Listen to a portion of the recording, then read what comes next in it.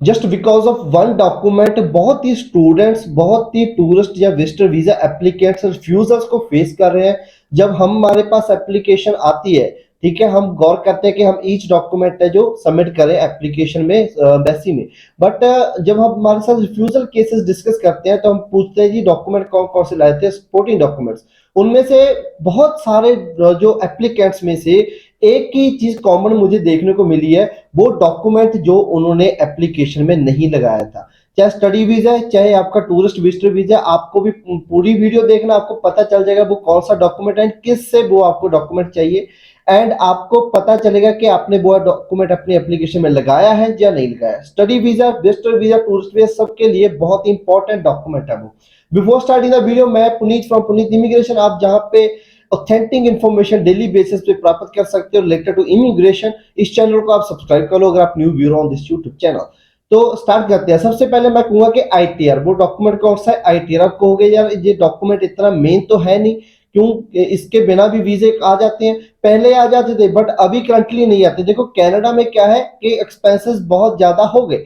पहले study visa without ITR, जो parents की विदाउट आईटीआर हम लगाते नहीं थे तब भी वीजा आ जाते थे। But currently ITR is one of the most important document in your visa application. आपकी मदर की तरफ से भी लगना चाहिए अगर वो वर्किंग है, आपके फादर की तरफ से भी लगना चाहिए अगर वो वर्किंग है। दोनों की तरफ से आपको लगाना चाहिए अपने स्टडी वीजा की एप्लीकेशन में। अब मैं बताऊंगा कि क्यों लगाना चाहिए, क्यों इंपॉर्टेंट है ये डॉक्यूमेंट इतना। क्योंकि अगर आपने एक साल की फीस भर दी, एक साल का आपने जीआईसी भर दिया, बट फॉर नेक्स्ट ईयर आपको फंड आप नहीं दिखा रहे, आईटीआर भी नहीं दिखा रहे, तो वीजा ऑफिसर कहेगा कि नेक्स्ट ईयर की फीस आएगी कहां से।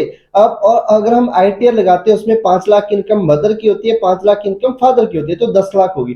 तो आप कह सकते हो कि जी मेरे मदर फादर वर्किंग है, they will finance me for the next semester या फिर नेक्स्ट ईयर ट्यूशन फीस। ठीक है, एक्सपेंसेस भी वही उठाएंगे, या फिर हम अगले एक्सपेंसेस, अगले साल का एक्सपेंसेस हम अपने अकाउंट में शो कर देते हैं, बट फिर भी स्टिल फीस पेंडिंग रह जाती है। हम कभी भी ये नहीं कहते कि मैं वहां पे कमा के भरूंगा।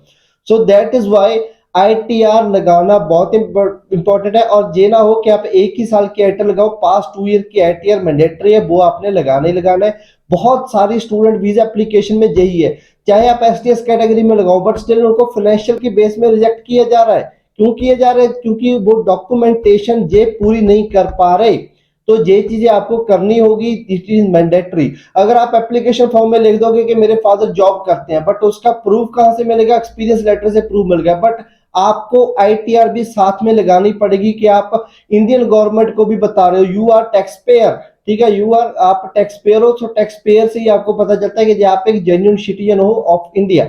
ठीक है, तो उन्हीं लोगों को वीजा मिलता है। ये मेन पॉइंट है आपके लिए। टूरिस्ट वीजा एप्लीकेशन के लिए भी आप टूरिस्ट वीजा लगा रहे हो, ठीक है, आपने अपनी आईटीआर तो लगा दी फाइल में, बट आप अपने पेरेंट्स की, अपने मदर की, अपने ब्रदर की, अपने सारे जो फैमिली मेंबर है उनकी आईटीआर भी लगाओ। आपने 5 लाख की इनकम अपनी शो कर दी, उस पे कह रहे हो कि आपने टूरिस्ट वीजा अप्लाई कर दिया, but it will be rejected. आप अपनी मदर की 5 लाख की आईटीआर भी शो करो, फादर की 5 लाख की आईटीआर भी शो करो। 15 लाख इनकम होगी, आपका कोई ब्रदर है, एल्डर ब्रदर है, उसकी आईटीआर शो करो। अब पूरी टोटल 20 लाख होगी, आप मैरिड, अपनी वाइफ की आईटीआर शो करो। अब 25 लाख इनकम होगी आपकी पर ईयर। कहीं आपकी 5 लाख इनकम थी बट अभी आपकी 25 लाख इनकम है फैमिली की, तो आपको वीजा 100% वहां पे मिलेगा ही मिलेगा, क्योंकि आप अच्छा फाइनेंशियल के मामले में आपके ऊपर कोई क्वेश्चन रेज नहीं किया जाएगा। So this is the main thing, आपको अपनी एप्लीकेशन में गौर करनी चाहिए। इसके बिना आप कंफ्यूज हो सकते हो। इसको लगाना किस ढंग से है वो भी मैंने आपको बताया। सो अगर आपको जो है इन्फॉर्मेशन हेल्पफुल लगी, please subscribe our YouTube channel, जहां पे आपको ऐसी ऑथेंटिक इन्फॉर्मेशन डेली बेसिस पे मिलती रहेगी। नमस्कार, सत श्री अकाल।